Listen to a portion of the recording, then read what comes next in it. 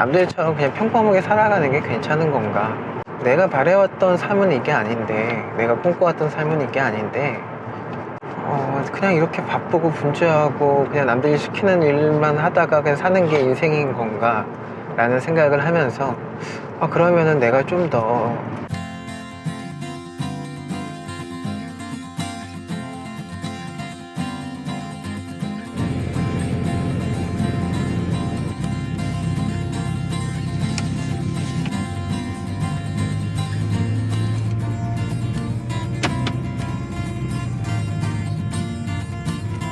네, 안녕하세요. 반갑습니다. 새벽 CEO입니다. 오늘 저녁에 강의가 있어가지고요. 지금 저는 이제 집을 떠나서 강의 장소로 이동하고 있고요. 운전하면서 가면 1시간 정도, 아까 좀 전에 내비를 켜보니까 1시간 정도 걸린다고 나오더라고요. 이제 1시간 동안 그냥 운전만 하기에는 너무 아까운 시간일 것 같아서 이렇게 유튜브도 같이 찍으면서 이동을 하려고 합니다. 오늘 여러분들과 함께 나누고 싶은 이야기는 또 많은 분들이 또 궁금해 하셨던 이야기이기도 하고요. 제가 어떻게 새벽을 깨우게 되었는지, 어떤 이유 때문에 새벽을 깨우게 되었고, 어떤 이유 때문에 새벽 3시에 일어나서 이렇게 하루를 시작하고 있는지에 대해서 궁금해 하시는 분들이 계셔서 오늘 그 부분에 대해서 함께 이야기를 나눠보려고 합니다. 네, 제가 이제 새벽을 깨우기 시작한 것은 이제 아마 20살 때였던 것 같아요. 20살 때. 20살 때 이제 제가 재수를 했거든요. 재수를 하면서 저도 모르게 병이 찾아왔습니다. 근데 어떤 병이냐면 대인기피증이라고. 이제 사실 저는 대인기피증이라는 것도 알지를 못했는데 나중에 이제 알고 보니까 제가 대인기피증에 걸렸더라고요. 대인기피증 현상을 일단 먼저 말씀드리면은 사람들을 만나기가 굉장히 어려워요. 사람들 만나기도 어렵고 하다못해 친척들 만나는 것도, 그쵸, 매년 만나는 친척들도 만나는 것이 너무나도 어렵고, 대화하는 거는 더더욱 쉽지 않았고요. 같이 이제 명절에 어쩔 수 없이 이제 만나잖아요. 명절에 만나면 같이 이제 식사를 하게 되는데, 식사까지는 제가 어떻게 했던 것 같은데, 바로 화장실에 달려가서 먹은 것을 다 토해낼 정도로 굉장히 아마 민감했던 시기였던 것 같아요. 또 많은 분들이 또 그런 얘기를 하세요. 재수한 거 가지고 대인기피증까지 걸리냐 라고들 얘기하시지만, 저는 그 당시 굉장히 힘들었던 것 같아요. 지금 와서 생각해보면 정말 별거 아니라고 생각할 수 있겠지만, 그 당시에는 굉장히 힘든 시기였다라는 거죠. 그래서 이제 대인기피증에 걸려서 굉장히 혼자서 힘들고, 또 저는 그 당시 이제 재수 공부를 하면서 고시원에서 잠깐 지낸 적이 있었는데, 이 대인기피증이 너무 심해지다 보니까 이제 제가 계속해서 부정적인 생각들이 저를 이렇게 막 감싸는 듯한 느낌이 있고요. 내가 왜 이렇게 살아야 되지? 차라리 죽는 게 더 낫지 않을까라는 안 좋은 생각도 하게 되고, 그래서 옥상에 올라가서 자살을 시도를 하려고 했던 그런 경험도 있었어요. 시도를 하지 않았지만 옥상에 올라가서 이제 바닥을 보냐, 그때도 굉장히 눈이 많이 왔던 기억이 있는데, 내가 이게 죽으면은, 내가 여기 떨어져서 죽으면은 모든 이 어려움이 다 끝나지 않을까라는 좋지 못한 생각을 하게 되었죠. 근데 당시 그래도 다행히 그때 감정으로는 정말 너무 부모님께 일단 너무 죄송해서 굉장히 눈물 많이 흘렸던 기억도 있고, 제 20살밖에 안 되는 삶이긴 하지만 제 지나온 삶들이 막 주마등처럼 막 지나가는 그런 경험도 했고요. 근데 다행히도 거기서 이제 제가 안 좋은 선택을 하지 않고 이제 그 자리에서 내려와서 다시 삶을 이어가긴 했지만, 물론 그렇다고 해서 대인기피증이 금방 나은 건 아니고요. 한동안 굉장히 오랫동안 밖에도 못 나가고 거의 집에만 있었어요. 거의 정말 밖을 나갈 수가 없고, 근데 사람을 만난다는 것 자체가 너무, 그러니까 저희 가족들 외에는 정말 누굴 만나는 것도 쉽지 않고 대화하는 거, 먹는 거 정말 상상하지도 못할 만큼의 굉장히 힘든 시기를 보냈는데, 그래서 이제 문득 그런 생각이 든 거죠. 아, 이렇게 살다가 진짜 죽는 거구나. 아, 이렇게 살면 진짜 죽을 수가 있겠구나. 밖은 나가고 싶은데, 밖은 나가고 싶은 마음은 있죠. 밖도 나가고 싶고 사람들도 만나고 싶고 그런 부분이 있는데, 밖은 나가고 싶은데 나갈 수 있는 용기가 안 나고, 아, 내가 집에만 이렇게 살다가는 정말 이렇게 살다가 미칠 수도 있고, 이렇게 살다가 정말 죽겠구나 라는 생각이 들었는데, 그때 딱 드는 생각이 또 어떤 생각이 들었냐면, 아, 그러면은 내가 밖은 나가고 싶고 사람들 만날 자신 없으니까 그럼 사람들이 없는 시간대를 한번 택해서 밖을 나가보면 어떨까라는 생각을 해봤어요. 그게 바로 새벽을 깨웠던 시작이었던 것 같아요. 저는 이제 교회를 다니니까 이제 새벽 예배를 가기 시작을 했죠. 근데 뭐 물론 당연히 새벽에 밖에 나가면 사람을 만날 수는 있겠지만 이제 보통 이제 일반 뭐 낮 시간이나 아침 시간이나 저녁 시간만큼의 사람들이 그렇게 많지는 않고요. 그리고 새벽 시간은 더더욱 이렇게 사람들이 이렇게 눈을 마주치지 않는 시간대이기 때문에 저한테는 굉장히 편한 야외 외출이 굉장히 편한 시간이었던 것 같아요.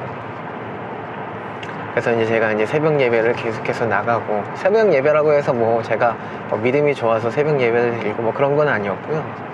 그냥 밖에 나가고 싶어서 이렇게 살다가는 죽을 것 같아서 새벽 예배를 가기 시작을 했고, 그냥 교회 맨 뒤에 앉아 있다가 예배가 끝나면은 사람들 다 빠지고 나면 그때 다시 집에 오고, 또 그 다음날도 새벽 일찍 가서 뒤에 앉아 있다가 예배 끝나고 사람들 다 빠지면은 또 집으로 혼자서 오고, 그 생활을 굉장히 오랫동안 반복을 했던 것 같아요. 그러다 보니까 이제 차츰차츰 내 안에 있던 것들이 이제 회복이 되면서 이제 사람들 만나는 것도 그렇게 두려움이 없어졌던 것 같고, 그렇게 이제 새벽을 깨우면서 사람을 만나는 것도 그렇게 어려운 일은 아니었던 것 같고, 그때 이제 제가 이제 봉사를 시작하기로 해서 이제 봉사도 나가면서 더 저보다 어려운 사람들도 만나고 힘든 사람도 만나고 함께 이야기를 들으면서 제 자신이 조금씩 회복이 되었던 것 같아요. 그게 바로 제가 이제 새벽을 깨우게 된 계기. 그래서 그때부터 지금까지, 지금 제가 이제 뭐 연수를 제가 계산하면서 사는 사람은 아닌데, 제가 이제 유튜브를 찍다 보니까 내가 얼마나 오랫동안 새벽을 깨울지 계산해 보니까 한 15년 정도 됐던 것 같더라고요. 15년 정도 제가 이제 새벽을 그때부터 시작해서 지금까지 15년 정도 새벽을 깨우게 되었던 거죠. 근데 사실 그때는 이제 새벽 예배 맞춰서, 그때가 이제 지금도 그렇지만 새벽 예배가 6시에 있거든요. 그래서 한 5시 반, 교회 근처에 살았기 때문에 한 5시 반에만 일어나도 뭐 큰 무리는 없어서 이제 그때는 뭐 5시나 5시 반쯤 그때 일어나서 이제 새벽 예배를 계속해서 나가기로 했는데, 지금처럼 새벽 3시에 일어난 거는 한 10년 전쯤으로 기억이 되는 것 같아요. 그때 당시 이제 제가 뭐 아르바이트 비슷한 일을 하고 있었는데, 제 인생에 대해서 한번 좀 생각을 했던 시기였던 것 같아요. 내가 군대에도 갔다 오고, 내가 이렇게 살면은 괜찮은 건가? 그냥 이렇게 살아가는 게, 남들처럼 그냥 평범하게 살아가는 게 괜찮은 건가? 뭐 그런 고민도 있었고요. 내가 바래왔던 삶은 이게 아닌데, 내가 꿈꿔왔던 삶은 이게 아닌데, 그냥 이렇게 바쁘고 분주하고 그냥 남들이 시키는 일만 하다가 그냥 사는 게 인생인 건가 라는 생각을 하면서, 그러면은 내가 좀 더 능동적으로 뭔가 이렇게 좀 할 수 있는 시간대를 한번 좀 찾아보자 라는 생각을 했었던 것 같고요. 근데 그때 당시 이제 일을 하고 있었기 때문에 많은 분들이 뭐 아시겠지만 일 마치고 와서 집에 와서 뭔가가 새로운 걸 한다라는 거, 자기 개발을 한다라는 게 쉽지가 않잖아요. 일단 뭐 약속이 있을 수도 있고, 사람을 만나는 약속이 있을 수도 있고, 그리고 일을 갔다 오면 일단 녹초가 되잖아요. 그렇죠? 그러다 보니까 내가 퇴근하고 나서는 내가 뭔가 새로운 것들을 준비하기가 쉽지가 않겠다라는 생각을 해봤고, 그래서 그러면은 내가 출근 전에 시간을, 출근 전 시간을 한번 활용해보면 어떨까라는 생각에, 이제 처음에는 뭐 5시 반, 5시 뭐 이렇게 일어났지만 조금씩 더욱더 이게 잠자는 시간을 줄여나갔던 것 같아요. 그래서 4시 반에도 한번 일어나보고, 좀 괜찮네 싶으면은 4시에도 한번 일어나보고, 그 다음에 3시 반. 그래서 지금 이제 3시에 일어나서 제가 이제 활동을 하고 있는 것처럼, 그렇게 이제 저는 출근 시간 전에 시간을 활용해서, 출근 전 시간을 활용해서 이제 자기 개발을 시작을 하게 됐고, 그 당시 이제 제 꿈이 뭐였냐면, 제 로망이 뭐였냐면, 책을 써보고 싶었어요. 제 이름으로 된 책을 써보고 싶어서. 출근 전 시간을 활용해서 일단은 책을 좀 많이 읽었고요. 독서를 굉장히 열심히 했던 것 같고, 그리고 책도 이제 조금씩 쓰면서 2017년에 첫 책을 출간하게 되었죠. 그리고 책도 쓰고, 이제 또 책만으로 이제 끝나는 게 아니라, 저도 이제 또 개인 사업을 또 생각을 하고 있었기에 제 꿈이었거든요. 그래서 이제 새벽 시간을 활용해서 사업을 시작을 해보려고 했는데, 뭐 아시겠지만 저는 뭐 다른 아이템보다는 그냥 제가 좋은 아이템, 나한테 유익한 아이템, 나한테도 도움이 됐기 때문에 분명 나와 같은 사람들에게도 도움이 될 거다라는 생각에 새벽이라는 컨텐츠로 사업을 시작하게 됐고, 책도 새벽에 관해서, 새벽 독서에 관해서 책을 쓰게 됐고요. 근데 그러다 보니까 이제 지금까지 새벽 3시에 일어나서 활동을 하게 되었던 것 같아요. 그게 이제 저한테는 새벽을 깨우게 된 계기, 그리고 새벽 3시에 일어나서 살아온 저의 스토리입니다. 네.